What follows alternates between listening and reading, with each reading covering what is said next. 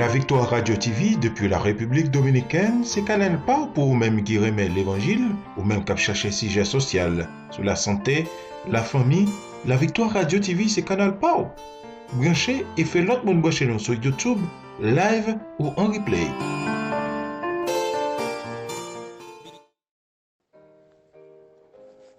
Chers frères et sœurs et amis dans le Seigneur, que la paix et la grâce de notre Seigneur Jésus soient déposées sur vous abondamment.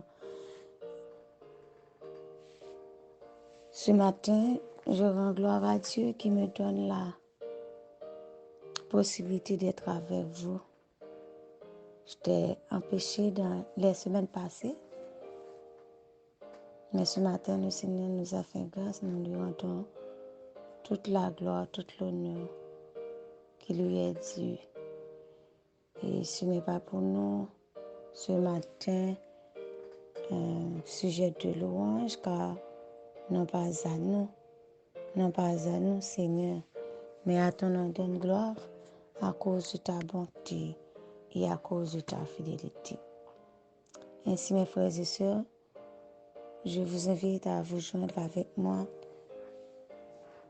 dans ce moment que nous allons passer ensemble pour méditer la parole du Seigneur.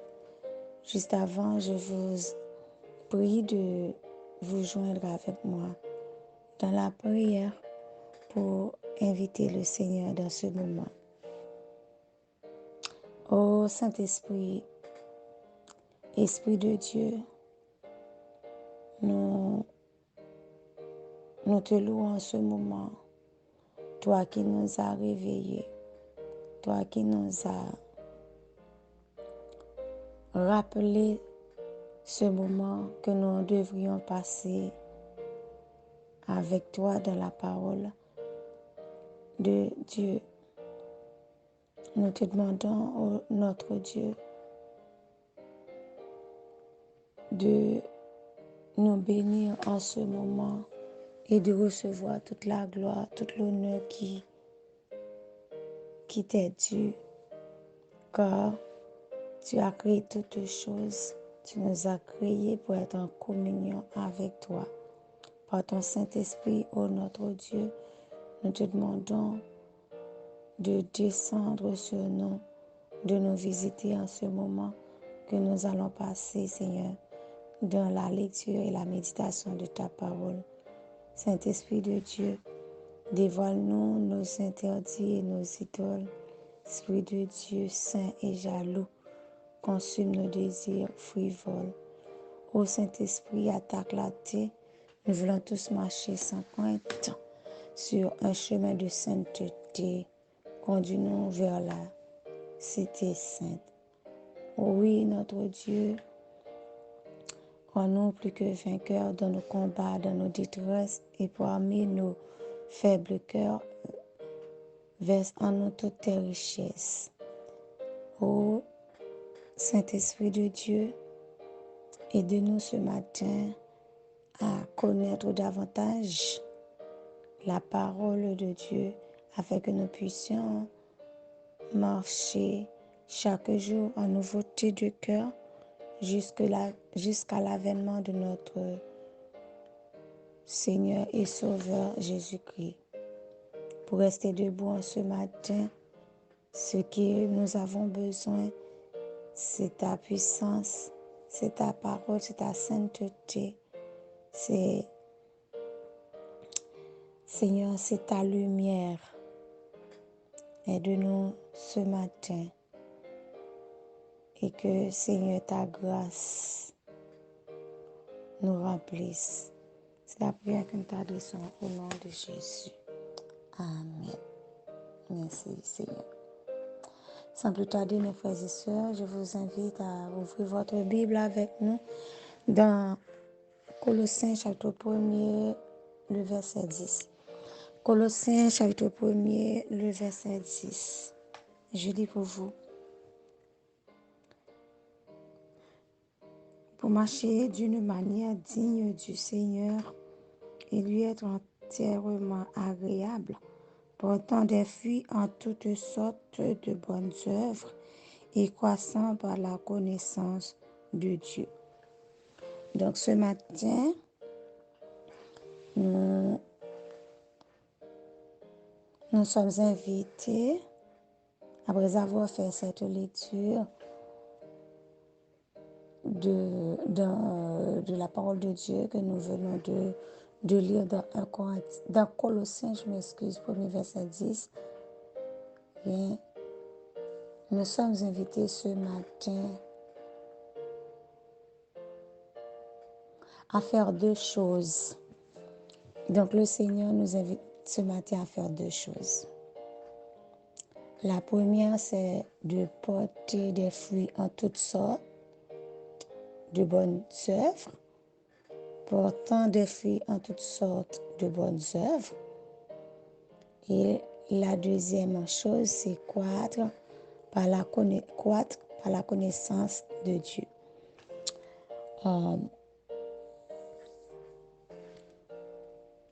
Cette parole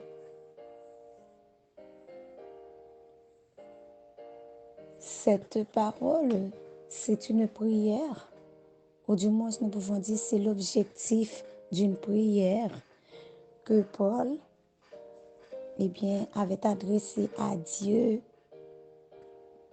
en faveur des Colossiens pour comprendre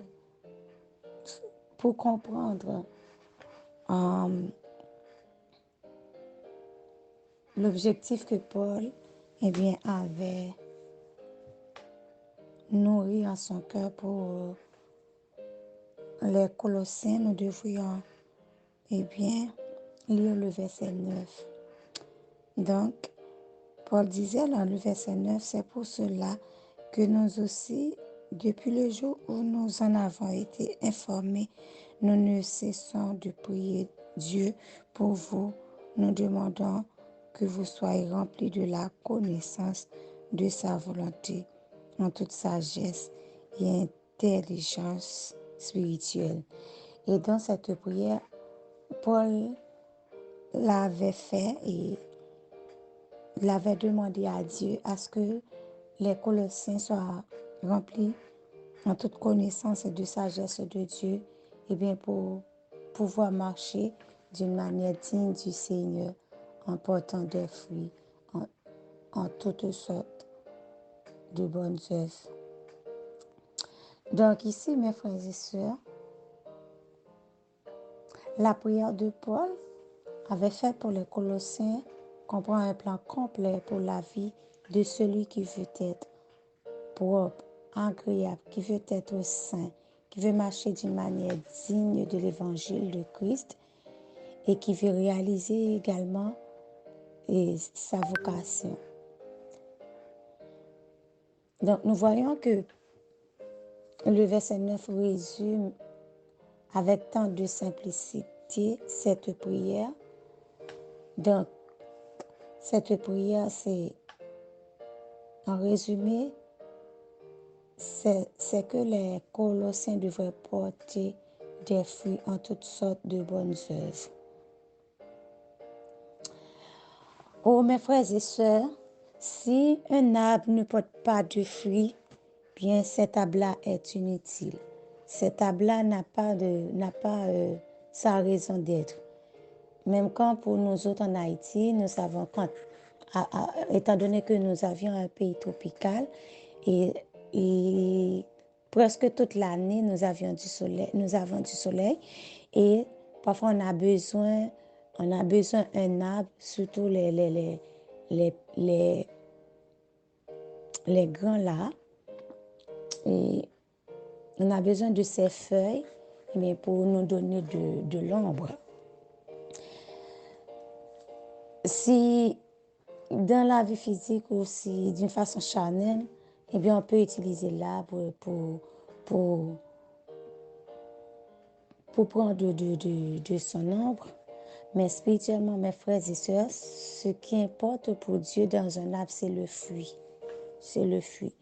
Et ceci est tellement vrai, nous nous rappelons lorsque Jésus-Christ, il marchait avec ses disciples, il avait faim. Lorsqu'il était arrivé sur le figuier, il n'avait pas trouvé de fruits.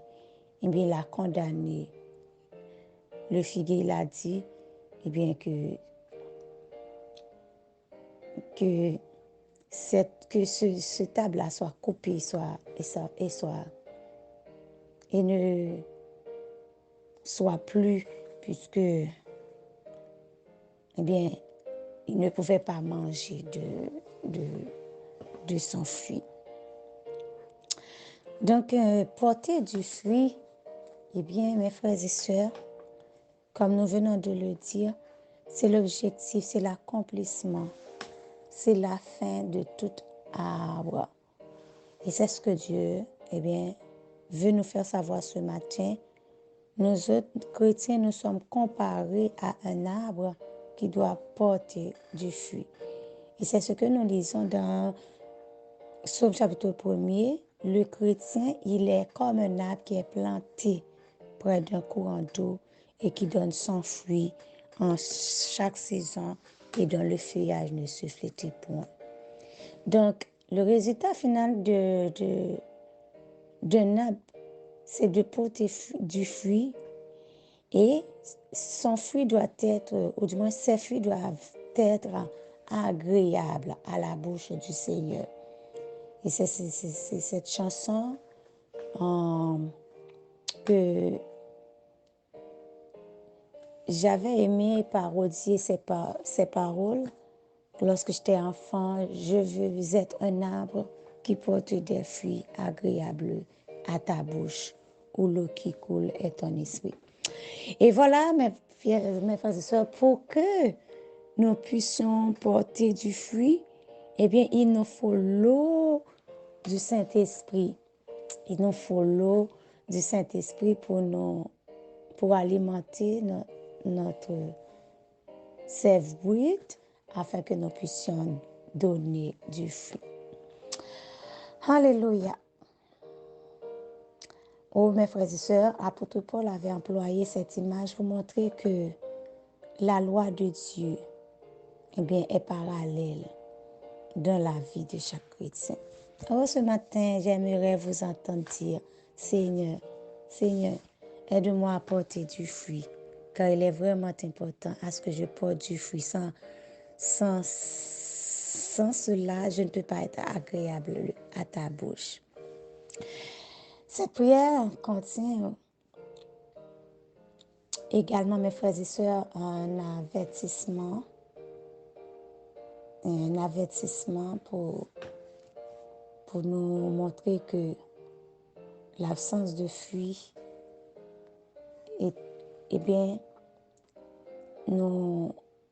l'absence de fruit prouve qu'un arbre est anormal. Un arbre qui ne porte pas de fruits, comme nous venons de le voir dans l'illustration que nous avons faite lorsque Jésus, il a condamné cet arbre. Il a dit donc, d'ici l'année prochaine, cet arbre doit être,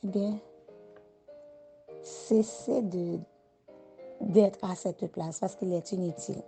Donc, il doit porter du fruit. Donc,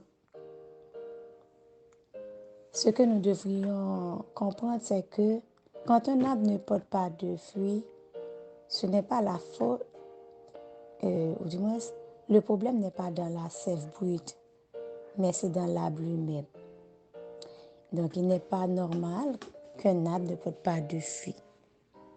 Donc, ce matin, il n'est pas normal pour qu'un chrétien ne porte pas de fruits. Et Galates 5 nous donne une liste de fruits qu'un chrétien doit porter. C'est la paix, la joie, l'amour, la bonté, la patience, la bénignité, la douceur, la tempérance. Et comme nous le savons déjà, dans chaque arbre, eh bien, il porte un fruit, dépendamment de ce qu'est l'arbre. C'est comme un figuier doit donner des figues, un pommier doit donner des pommes, et j'en passe. Et s'il y a un fruit spécifique pour chaque arbre, eh bien, il y a des fruits spécifiques également pour les chrétiens. À remarquer, nous autres chrétiens, nous sommes appelés à porter de multiples fruits. Ce n'est pas... C'est comme en Christ, nous devons donner des fruits majoritaires, nous devons donner des fruits de toutes sortes. C'est seulement cette différence qu'il y a entre un arbre physique charnel et un arbre spirituel.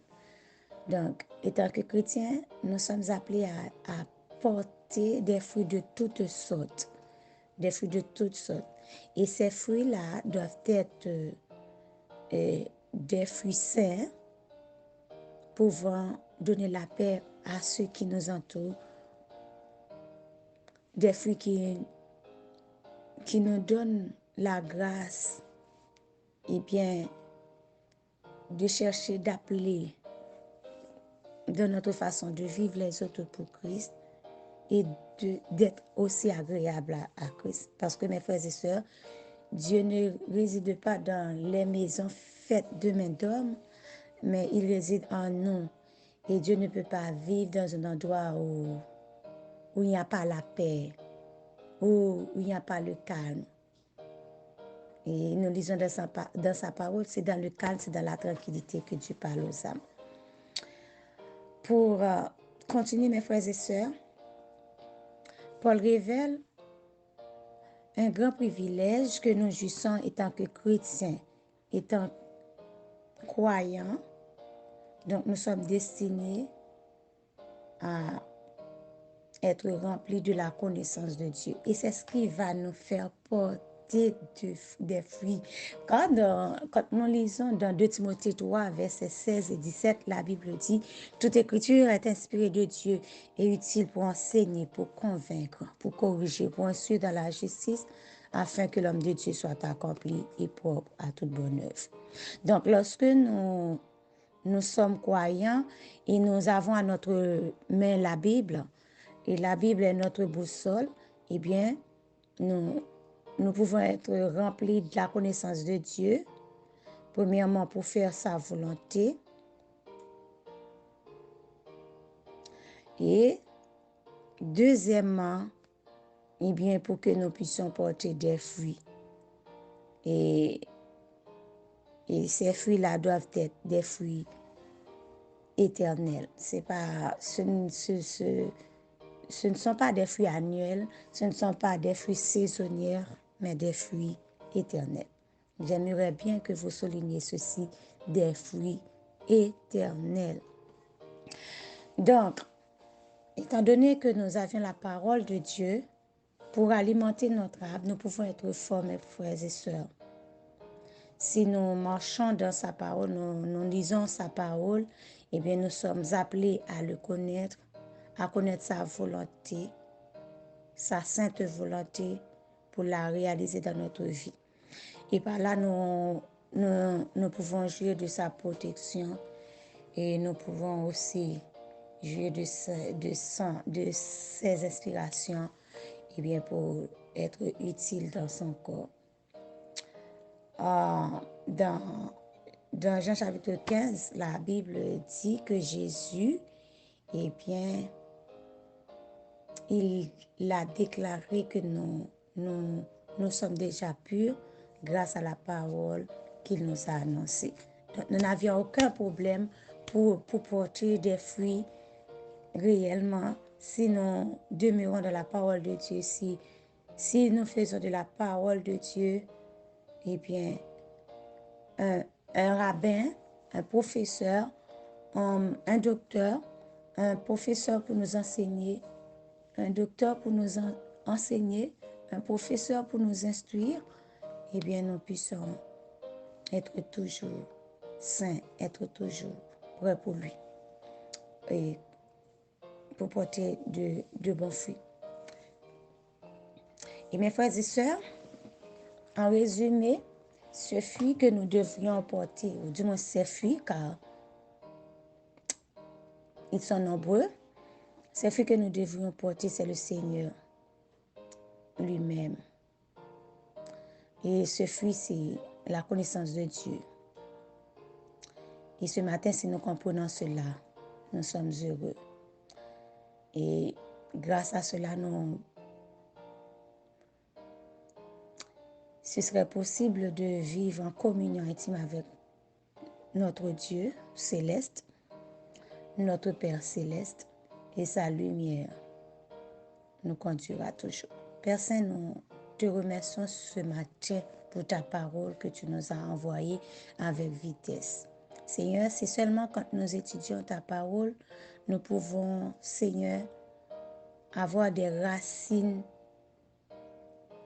qui sont plongées dans un terrain fertile. Ta parole, c'est la nourriture spirituelle de nos âmes. Secours-nous ce matin, nourris-nous, Seigneur, afin que nous puissions aussi nourrir les autres. Que nous soyons cet arbre qui est planté, Seigneur, dans ta présence, qui donne son fruit en sa saison et dont le feuillage ne se flétrit point. Sois avec nous, c'est la prière que nous t'adressons dans le nom de Jésus. Bénis cette journée, bénis tous ceux qui nous écoutent, que ces paroles, Seigneur, soient comme une eau pour rassasier, Seigneur, et passer leur soif jusque dans l'éternité. Au nom de Jésus, amen. Bonne journée, mes frères et sœurs. C'était avec vous, votre sœur, votre bien-aimé, votre compagnon de ministère, Pasteur Michel Boussan, qui vous aime et qui vous dit à bientôt. Que le Seigneur vous bénisse. Maranatha, je vous aime. En Jésus-Christ.